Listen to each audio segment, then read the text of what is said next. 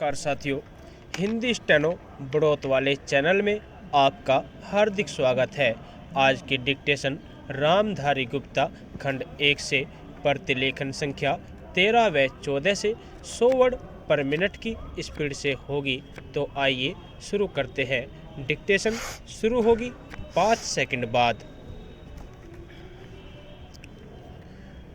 महोदय, यह भी विचार किया गया है कि जो व्यक्ति समाज में काम करता है, चाहे आविष्कार का काम करे चाहे दूसरा कोई काम करे, उसको उस काम में तब तक सफलता नहीं मिल सकती है जब तक कि समाज का सहयोग या समाज ने जो परिश्रम किया है या कुछ आविष्कार किया है उसका उपयोग उसको प्राप्त न हो, उसका उपयोग वह न कर सके।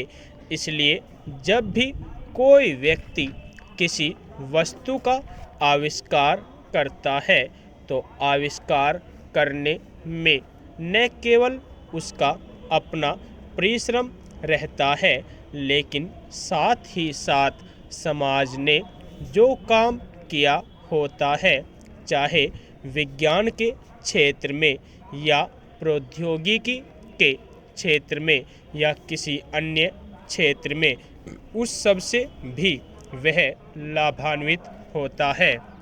इसलिए जब हम किसी आविष्कार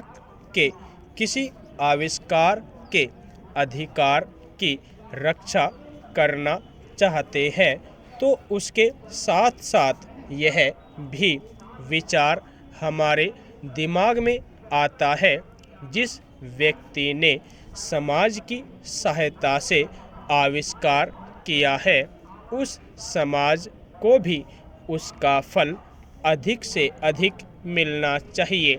माननीय मंत्री जी ने भी कहा है कि पेटेंट लॉ इस सिद्धांत पर आधारित होना चाहिए। मैं समझता हूँ कि पेटेंट लॉ के पीछे दो सिद्धांत निश्चित है। पहला सिद्धांत तो यह है कि जो व्यक्ति परिश्रम करके धन लगाकर, अपना दिमाग लगाकर के किसी वस्तु का आविष्कार करता है, उसके तथा अपने परिवार के लोगों के अधिकारों की जहाँ रक्षा होनी चाहिए, उसके साथ ही साथ जैसा मैंने अभी कहा है, कोई व्यक्ति समाज में व्यर्थ में काम नहीं करता है, वरन पिछले समाज के लोगों ने जो जो काम किए होते हैं, चाहे विज्ञान के क्षेत्र में या प्रौद्योगिकी के क्षेत्र में या किसी अन्य क्षेत्र में, और जिनके आधार पर वह कोई आविष्कार करता है, उसको उसका प्रतिफल तो मिले, लेकिन जो परिणाम हो उसका प्रतिफल समाज को भी मिलना चाहिए। मंत्री महोदय ने कहा है कि जो यह सिद्धांत है वह भी इस विधेयक के पीछे स्थापित किया गया है और इस बात का ध्यान रखा गया है कि जहां हम किसी व्यक्ति के आविष्कार के जो अधिकार है, चाहे धन के उपार्जन का अधिकार हो या प्रतिष्ठा प्राप्त करने का अधिकार हो, उसे प्रतिष्ठा का और चाहे धन का, दोनों का लाभ व्यक्ति विशेष को भी मिले। महोदय, देश में जो उद्योग धंधा चल रहा है या देश की उन्नति करने का, देश में समृद्धि लाने का जो वैज्ञानिक या प्रौद्योगिकीय आविष्कार हो रहा है, उसमें भी उसका उपयोग पूरा हो। यदि ऐसा हो तभी मैं समझता हूँ कि हमारी पेटेंट प्रणाली सफल सिद्ध हो सकती है।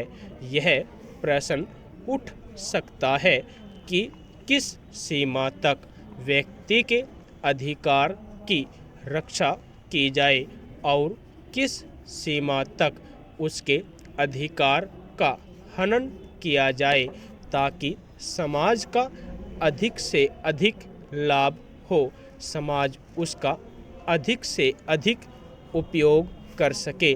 एक दृष्टिकोण जो इसके पीछे है, हमें इस बात का अभिमान है कि हम 101 करोड़ है। हमारी कई जातियाँ, कई धर्म, कई भाषाएं और कई प्रकार के रीति रिवाज है। इस विविधता से हमें लाभ उठाना चाहिए, किंतु आज भेदभाव का भूत हमारे सिर पर चढ़ रहा है।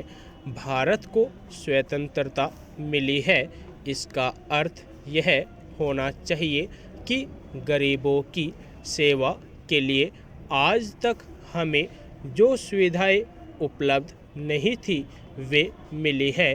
जिस प्रकार भरत ने अयोध्या के राज्य को राम का समझकर सेवक वृत्ति से राज्य का काम संभाला था, उसी प्रकार हमें समझना चाहिए कि राज्य गरीब जनता का है और उसके नाम पर उसके संरक्षक बनकर हमें उसको चलाना है।